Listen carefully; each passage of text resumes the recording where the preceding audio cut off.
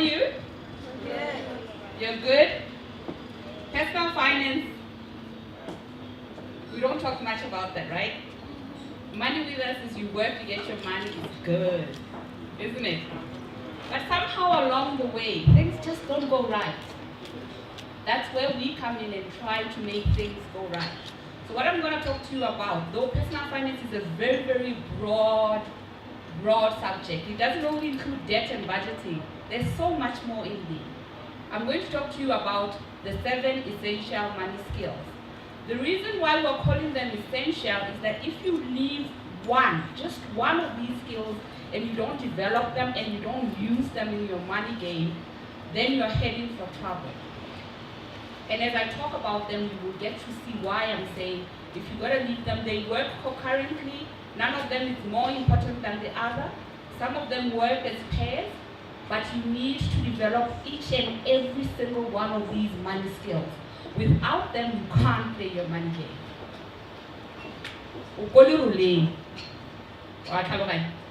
So we want you guys to go further. The other thing that I'm going to do, is there anybody here who doesn't speak Setswana? Nobody. I'm going to keep on using idioms. There's a very reason why I do this. When we teach personal finance, we also teach about psychology, the psychology of money. And what we see is that there's such a discrepancy between seeing money, our balance sheet, and wealth. As Botswana, we have our wealth systems, but we failed to take them through to money. When we talk about capital, when we talk about all the other things that we have them ingrained in us as wealth, we kind of forget to take the same principles and transfer them to money. So I'm going to keep on throwing in Setswana in there. If you don't understand what I mean, I will stop and explain it. But I will just keep on putting the and here and there. Okay? So I'm going to first talk about value. Value is the first skill that we talk about when we talk about personal finance. And value comes in 2 ways. We talk about the value of money, of things. Do you know the value of things that you're buying? Or do you buy things because you have to buy them, or you want to buy them? So what does value mean? It means that if you're going to buy an item, is it an asset or is it a consumable? It is so important for you to make a distinction, because an asset is only that's going to hold your money and grow it in value. And a consumable is something that's going to gobble up your money and is going to every single day depreciate. But we call our cars assets. But let's think about it. Every time you buy a car in 6 months, is it still the same amount of money? Can you get that same amount of money from it? You can't. So it's so important that every time you use money, you think of value. That brings us to the time value of money. Money and things that are assets grow with time. When we say grow, we don't mean beating inflation. We mean growing beyond inflation. So it's important for you to always recognize value in money, value in things that you buy. But we also, when we talk about value, we also talk about preservation. You've bought them, they are there. What do you do with them? Because they say what? Waste wants not, isn't it? The more you waste, the more you have to replace.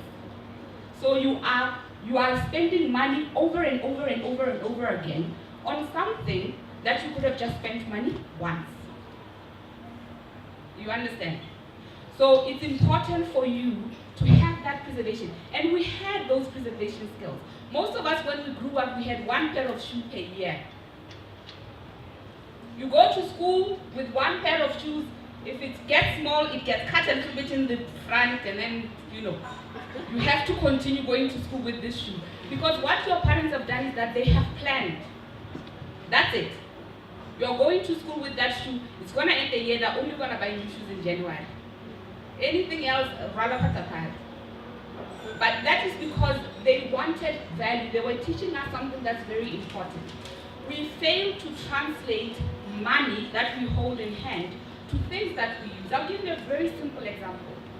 If you buy food for 2,000, when you go to the shop with that 2,000, what do you do? How do you hold the 2,000? You see what I mean? You put it nicely, you close your car, you lock your doors, you walk to the shop, you make sure that your 2,000 is going to buy the groceries. But once you convert it to groceries, think about it. Do you have the same kind of protection over those groceries as you had over the 2,000? Because if that was the case, there would be no frying days at all. You understand? It's a breakfast things get eaten in the morning.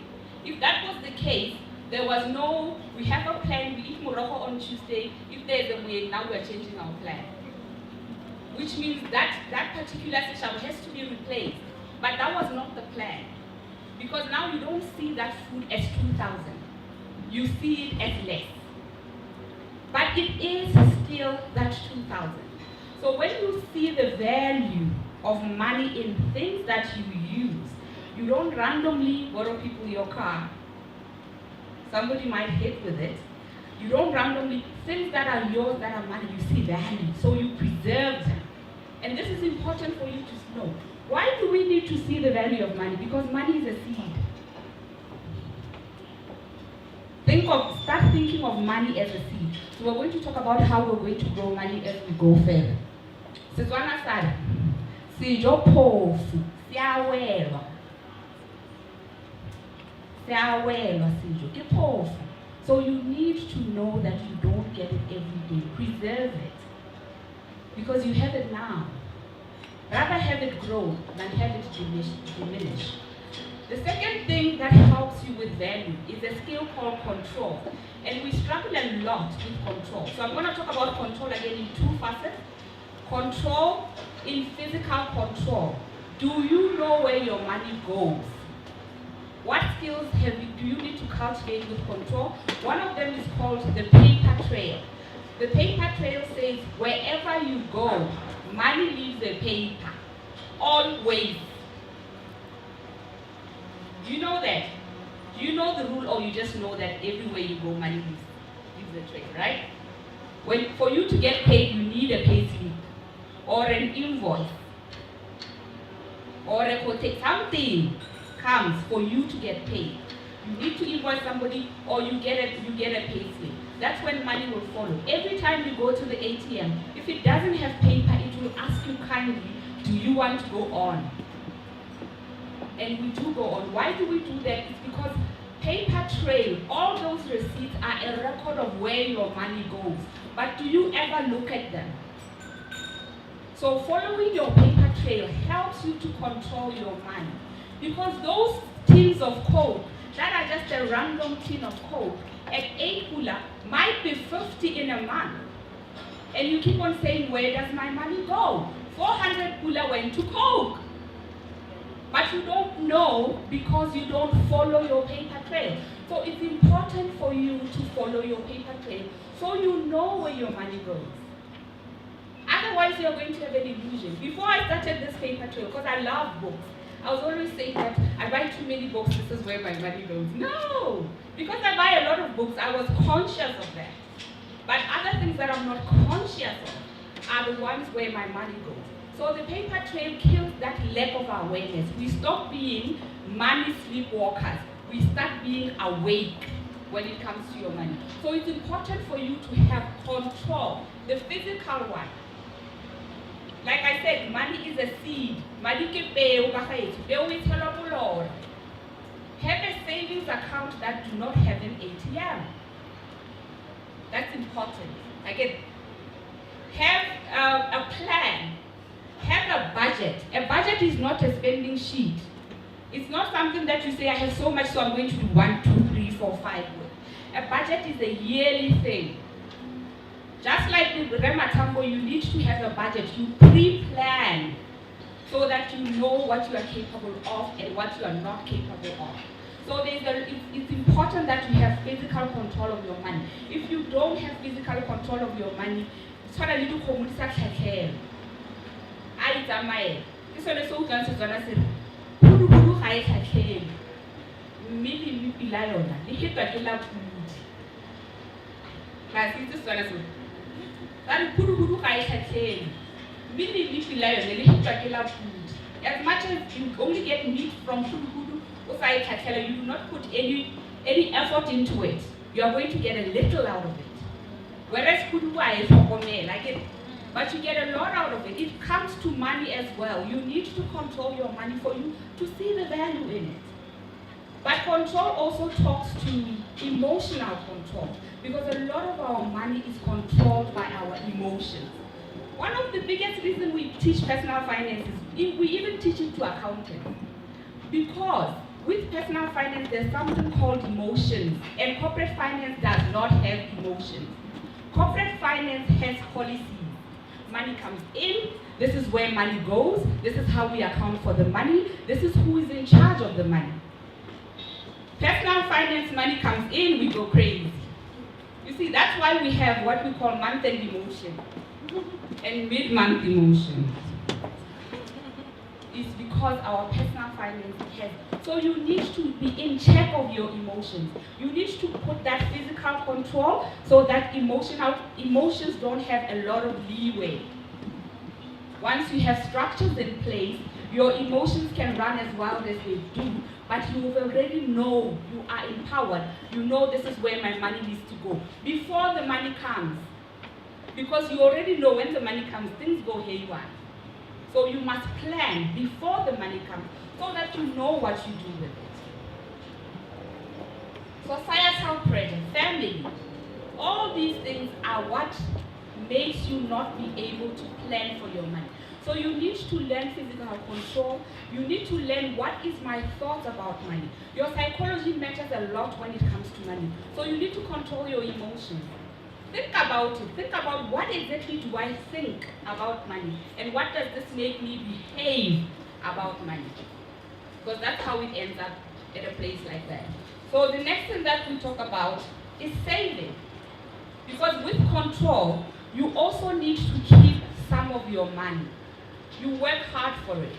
So a man called George Clason in 1926 wrote a book called The Richest Man in Babylon. This is a very important book. You have it?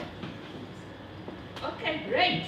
So one on it is the first rule of money. If you don't plan and do this first rule of money, you can never be rich. Even if you come into a windfall of 5 million, it's going to disappear. This rule is called pay yourself first rule. This is very important. It's the most important rule of money, because without it, you can't do anything. What does it mean when you say pay yourself first? It doesn't mean it means actually putting money in your own name. That's what we mean when we say pay yourself first. It means saving 10% of your gross. Not let me do everything, now I can save 10%. It means what it is that you earn, whether through work, whether through anything, you need to save 10% of that. Why? Because like I said, money is a seed.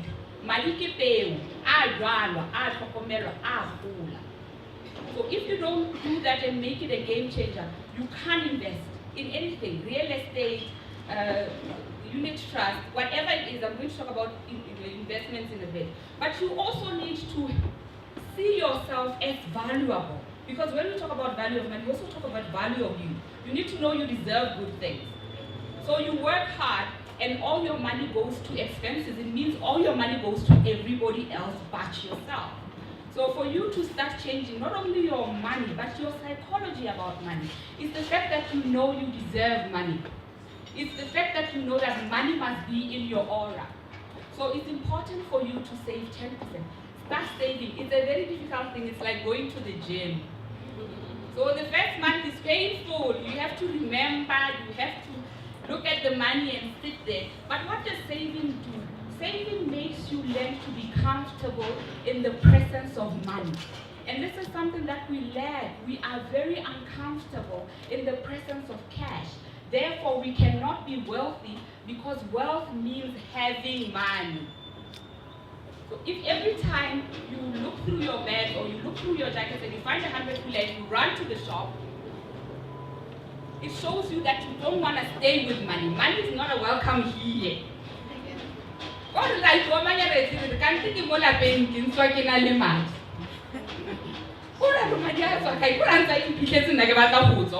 Because we don't want to sit down with your money. So start practicing this. Have 200 kula in your wallet and don't use it. If you know that it's going to be difficult, have a friend take the serial number of your friend. Have that 200 kula there and try and learn to be comfortable in the presence of cash. This is how you get to know how to make money. When you see it, you want to grow it. You see? So it's important for you to learn how to save. Make it purposeful. Tie it to something. Tie it to a wedding. 10 years later, nobody has even proposed to you, but just have that. Just in case, so that you have a purpose. Dream about that dress. Put it away and dream about a house by the beach. It is possible. But where does it start? It starts with you putting a little bit. Start with 10%. Exercise that muscle and you will see where it will take you. The next one is investment. I'm not going to take a lot about investments. Tona will talk to me about that. But it's important for you to know that money is a seed, and a seed gets planted and a seed grows. And we've got 5 world systems that even the richest man in the world has used either of these systems. It's real estate, it's pension, it's stock exchange, and I like talking a lot about the stock exchange because a lot of Botswana do not play on the Botswana stock exchange. Yet, its mission is making Botswana wealthy. But now it's making everybody else in the world wealthy because the Botswana stock exchange is one of the most free, stable stock exchanges in the world. Yet only 15% of Botswana participate. Only. It's such a painful thing to actually know that there's an institution that is trying to all its best to make us wealthy, but we don't participate. So the stock exchange is the third one, and then we've got what we call investment funds. Those are a wealth-making system. Then we have business. As long as it's profitable, it's making you wealth.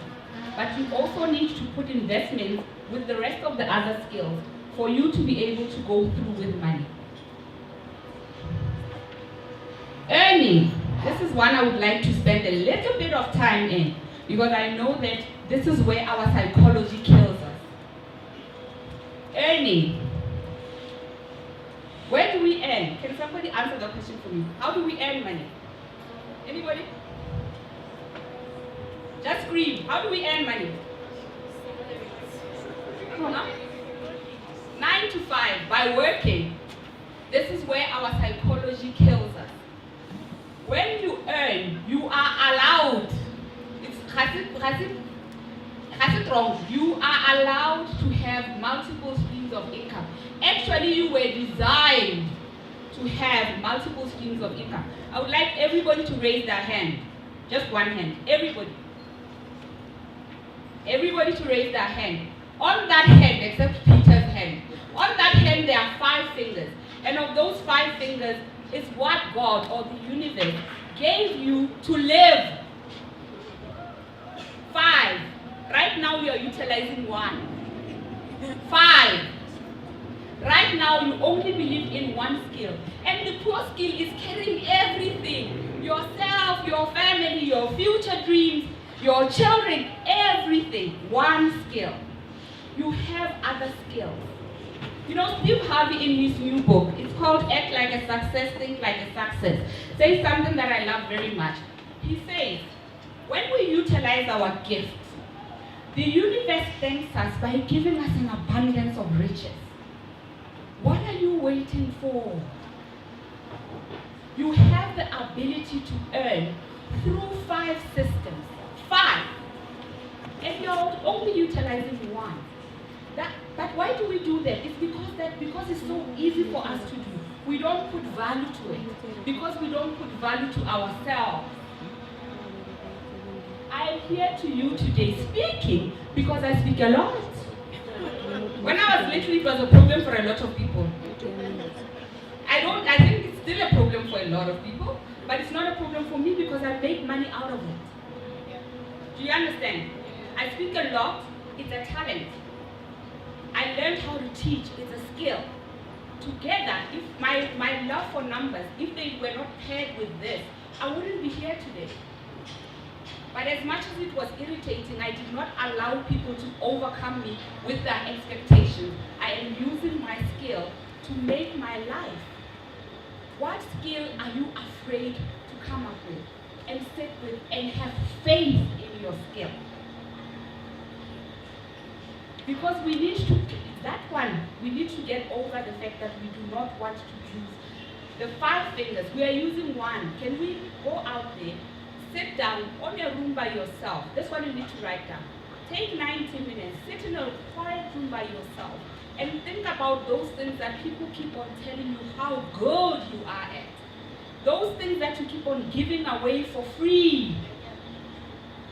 Imagine if you charged for them, how much money you could be making today.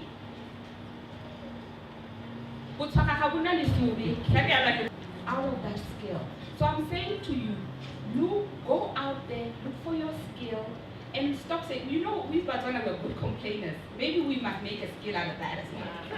But we're good complainers that we like taking things from outside. I can do this better, I mean, they just buy these chairs from Chinese. Me, I can do it better. Do it better, we will buy from you. Just learn how to package your skill. Please read this book. I'm not a Steve Harvey agent, but read this book to find out how you can package your skill. Sean, please bring that book for me. Read this book, go through this journey, and see why we are here today. People who actually did not look down on their own skill and took it forward and made money out of it. It is possible for you. You can win this world game. When we utilize our gifts, the universe thanks us by giving us an abundance of riches. That's what I want you to take from today. Another thing I want to talk about earning is that we are very good at holding on to a grape and not want a piece of a watermelon. Does it make sense? We are very good at holding on to a grape. It's mine, it's mine, it's mine. And not want a piece of a watermelon. Joint ventures are where some people started. And later on, it's a step, it's a leap for you to then go out on your own. So if your dream is big, don't think I want to start small. Wilson also says that don't start small, start somewhere. But maybe somebody can help you start somewhere. Maybe it's not just for you to start alone. Have somebody help you start somewhere. You understand? So joint ventures are also a good way for you to learn. All those skills. We see people in runways. If you're good at walking, then walk, be a model.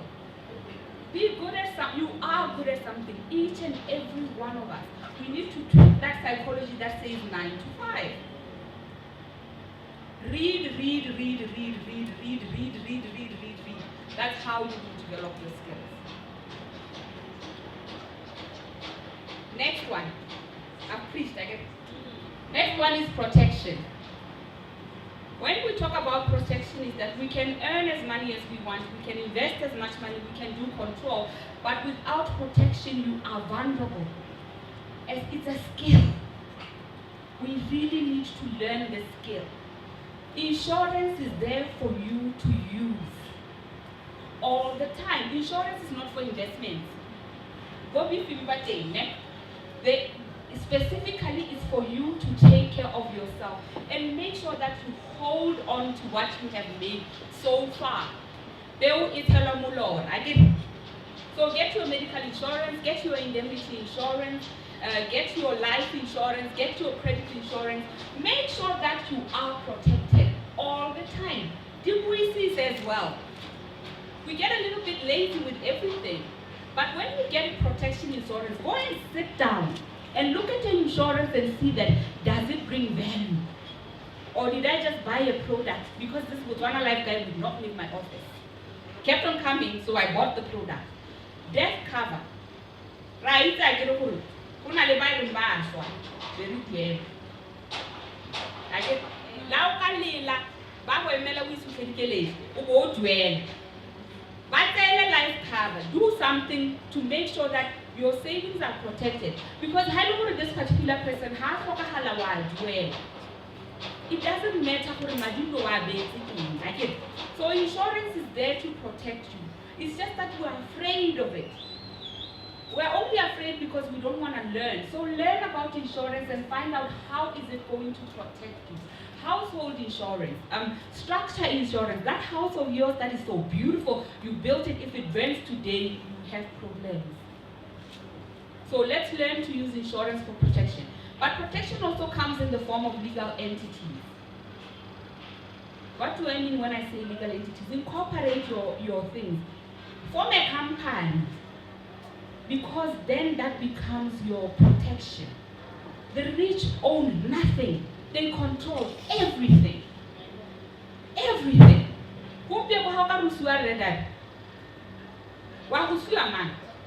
Like I said, multiple streams of income. You don't know what and then they will tell you what like how to he owns nothing, he controls everything. These things are there, they are legal under the law of Botswana, formalized. Again, protection is so important because no matter of all the other skills, you can do that, you can invest, you can do everything. But if you have not protected yourself and your children, then it was all for nothing. It's important for you to read on that. That one is quite an easy skill. All you need to do is read, you need to consult, then you're sorted. You need to pay on time. Because that trick, if you don't pay, they don't protect you. There are other things like that. The taxman as well. Legal entities protect you because the taxman from the company. When he taxes the company after all the expenses. But if you are hiring, if you have a house and you are leasing it out, the taxman wants his money first. And then you can start fixing the house and doing everything. But if your house was being leased through a company, then you can fix everything, include pour petrol in your car, or even pay installment for your car, because it's part of the company. And then he will get money, if there's money. But if there's no money, and then you say there's no money. So learn how to protect yourself through legal entities. It's important for you to do that. I'm going to talk about the last skill. I'm going to stay here for a while as well. For the very reason that this is one of the reasons why we Botswana stay broke. It's a skill called sharing. Sharing is a skill. But how do we do it? We do it out of duty, out of obligation, out of guilt. It's not planned. When you finish school, you become a breadwinner for everybody. You don't even consider how they were living before you started working. You understand what I mean? But because it's haphazard and it's not planned, then it erodes at your money, it erodes at your value. So please share. Of course, you need to share. It's an energy. When you give, you get given. But give wholeheartedly. How are you able to do that? Have a sharing budget. Have a percentage of all your income going to sharing. Be precise about what you share for. It's very important. I have an uncle who's done well. What he doesn't pay for anything except his food. You can become a house. But if you say that I've been accepted, you pay in a minute. So he has a plan to share by empowering. You see, this is a plan. Because he knows by helping you, you can help yourself. But when we share out of guilt, it's emotion. You understand? So make sure that you have a plan. And make sure that the ones that live with you, you communicate the plan. That this is where I share. If your sharing budget for the month is done, why? Because you have a plan. If you have a precise plan, you know that if I'm going to take 200 kula, now I'm going to take 2,000 kula out of my savings, and this is getting in, it's going to take away from my money goals. Why do I say money goals? Because every single goal you do in life can be translated to money. Even if you want a girlfriend, even if you say I give age, you have to take her out for lunch. If you have a boyfriend, how do you have to look good? So everything that you do, you want to do, it can be translated to money. So if you have a proper plan, this money is allocated to go somewhere. If you have a sharing budget, you say, I a deal, I buy a deal. But what do we do? Because we share out of guilt, our plans go to the wind. Hey, I get some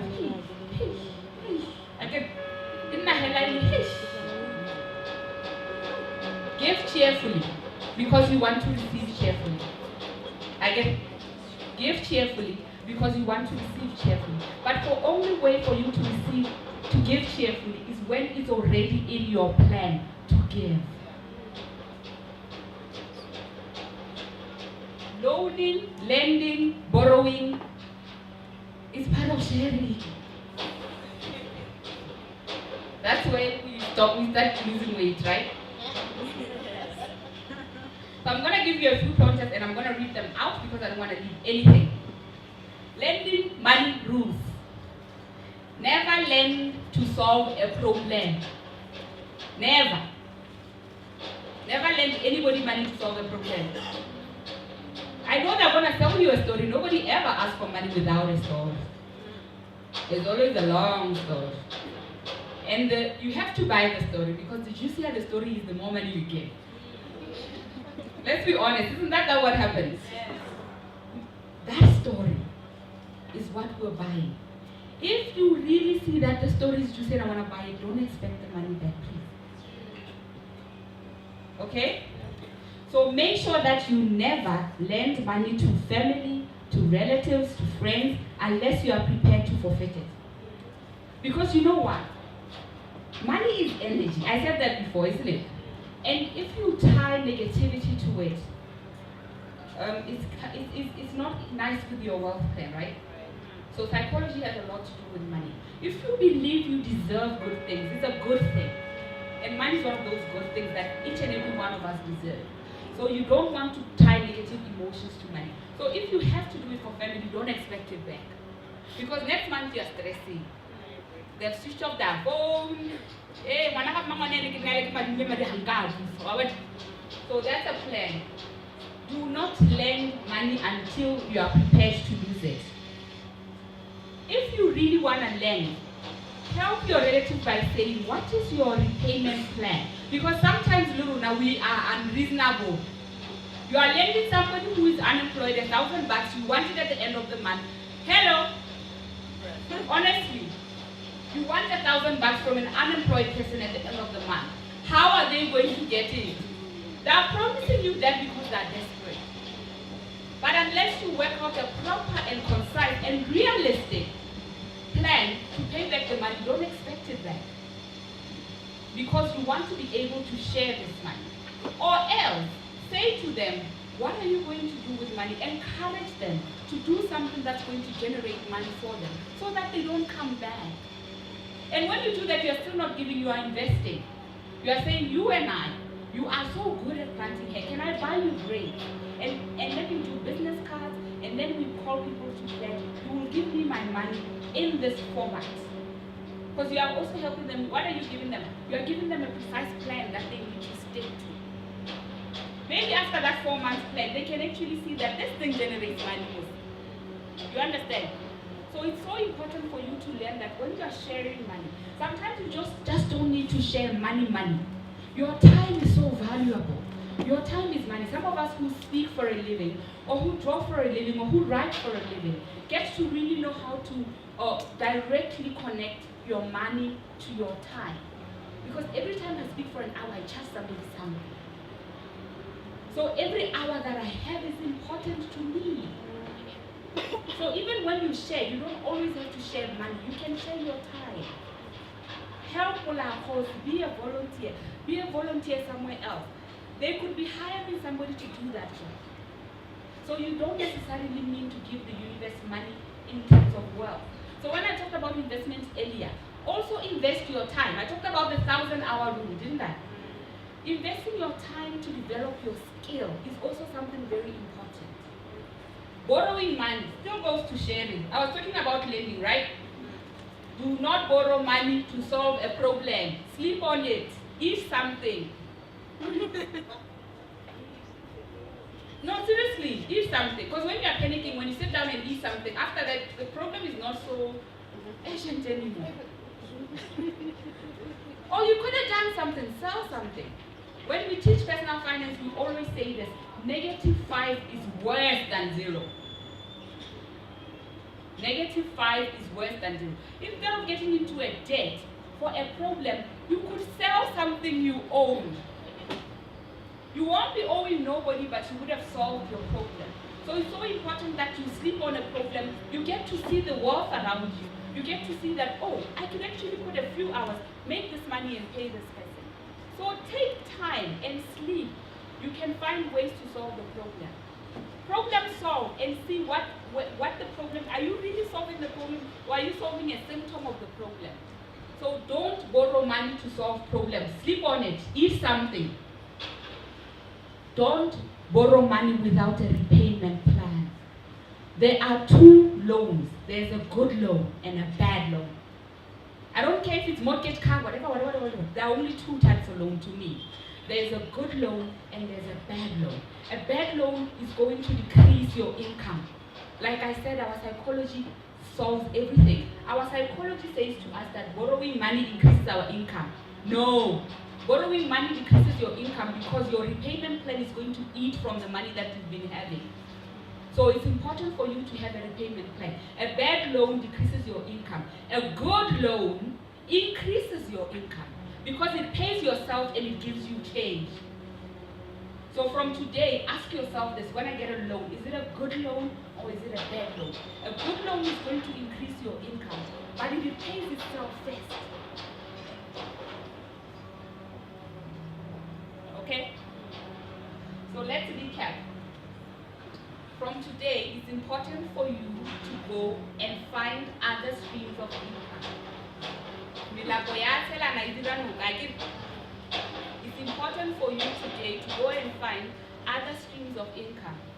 When you get them, see the value in the time you took to make that money and make sure that you recognize it as a seed, right? Save it, invest it,